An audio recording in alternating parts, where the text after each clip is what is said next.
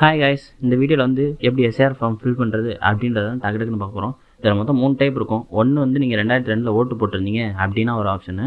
இன்னொரு வந்து உங்கள் வீட்டில் யாராவது 2002 ஓட்டு போட்டிருந்தாங்க, அதாவது அப்பா அம்மா யாராச்சும் ஓட்டு போட்டிருந்தாங்கன்னா அந்த ஒரு ஆப்ஷனு.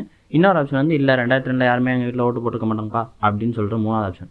இந்த வீடியோவில் நம்ம 3வது ஆப்ஷன் தான் பார்க்க போகிறோம். ஸோ வந்து 2002 அவங்க வீட்டில் யாரும் ஓட்டு போடல அப்படின்னா, ஸோ ஃபஸ்ட் எடுத்து ஓட்டர் ஐடி லாகின் அப்படின்னு சொல்லிட்டு கூகுளில் சர்ச் பண்ணுங்கள். கூகுளில் சர்ச் பண்ணிங்கன்னா ஃபஸ்ட் எடுத்து ஒரு லிங்க் வரும். ஸோ இதான் கவர்மெண்ட் வெப்சைட். ஸோ அதை கிளிக் பண்ணுங்கள். கிளிக் பண்ணதும் ஃபில் எனுமரேஷன் ஃபார்ம் அப்படின்ற வந்து ரைட் சைடில் டிஸ்பிளே ஆகும். ஸோ அதை கிளிக் பண்ணுங்கள். கிளிக் பண்ணதும் உங்களோட ஃபோன் நம்பர் இல்லைனா எபிக் நம்பர் போட்டு லாகின் பண்ணுற மாதிரி இருக்கும்.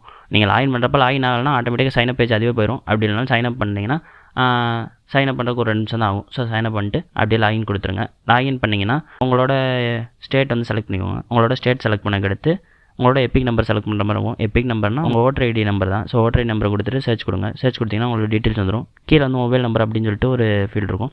ஸோ அதில் வந்து என்ன பண்ணால் ஓட்டர் ஐடியோட லிங்க் ஆயிருக்குல்ல, அந்த நம்பர் கொடுங்க. அந்த நம்பர் கொடுத்துட்டு சென்ட் ஓடிபி கொடுத்து. ஸோ ஃபஸ்ட்டே சொன்ன மாதிரி தான் நம்ம இந்த 3வது ஃபீல்டு தான் இந்த இதில் பார்க்க போகிறோம். அதான் வந்துட்டு உங்கள் வீட்லேயும் யாரும் 2002 ஓட்டு போட கிடையாது, நீங்கள் 2002 ஓட்டு போட்ட கிடையாது அப்படின்றப்ப. ஸோ இந்த 3வது கிளிக் பண்ணுங்கள். கிளிக் பண்ணக்கடுத்து இந்த டீட்டெயில்ஸ்லாம் ஃபில் பண்ணுற மாதிரி இருக்கும். ஸோ அந்த டீட்டெயில்ஸ்லாம் ஃபில் பண்ணிட்டு சப்மிட் கொடுங்க. சப்மிட் கொடுத்தீங்கன்னா ஆதார் கார்டோட ஓடிபி கேட்கும். ஸோ ஆதார் நம்பர் போட்டுட்டு அதில் லிங்காக இருக்க நம்பருக்கு வந்து ஓடிபி சென்ட் ஆகும். ஸோ அந்த நம்பரை என்ட்ரு பண்ணிங்கன்னா சப்மிட் கொடுங்க. சப்மிட் கொடுத்தீங்கன்னா ரெண்டுமே சேம் ஆயிடுச்சுன்னா ஓகே சக்ஸஸ்ஃபுல்ன்ற மாதிரி வந்துடும். அவ்வளோதான், முடிஞ்சுச்சு.